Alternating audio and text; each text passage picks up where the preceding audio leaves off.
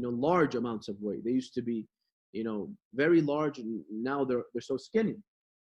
Even though that's difficult too, but we see more people of that because we care about our bodies more than we care about our souls, unfortunately. So let's go to the next page. The author on page 8 in the end, he mentions that, so once we understand this, that, in ilm al-akhlaq, our job is to develop good qualities and stay away from bad qualities. He says that the human being's life is truly, it's a trip between 2 points.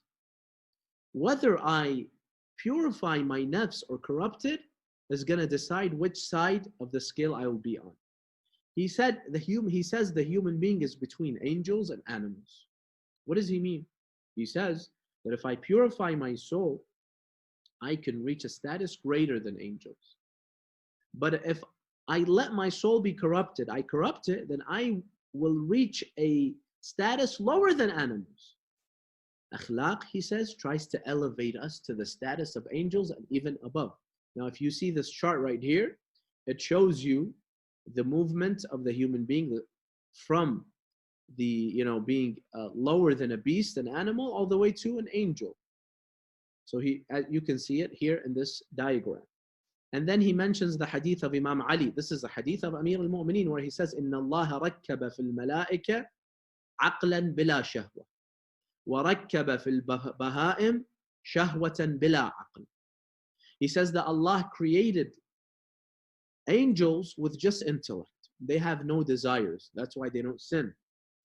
On the contrary, animals, they have no intellect like the human being. Meaning they can't really tell between what's right and wrong. Even if some animals, as they say dolphins, they understand, but they still can't really understand morality. And this is what aql is, what's right and wrong. So animals, they just desires, no intellect. And then وَرَكَّبَ فِي بَنِي آدَمْ كِلْتَيْهِمَا. The human being has both. Has aql, has shahwa. فَمَنْ غَلَبَ عَقْلُهُ شَهْوَتَهُ فَهُوَ خَيْرٌ مِنَ الْمَلَائِكَةِ. If someone's aql, intellect, overpowers his desires, that person will reach a level higher than angels. Why?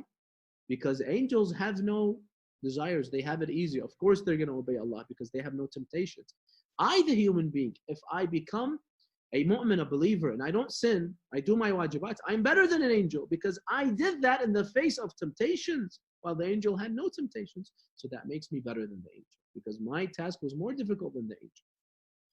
But then he says, وَمَنْ غَلَبَ شَهْوَتُهُ عَقْلَهُ فَهُوَ شَرٌّ مِنَ الْبَعَضِ. On the contrary, if my desires are what control me, then here I have become worse than animals. Because if you find an animal, all he really cares about is his desires, just wants food and the other pleasures that he can find.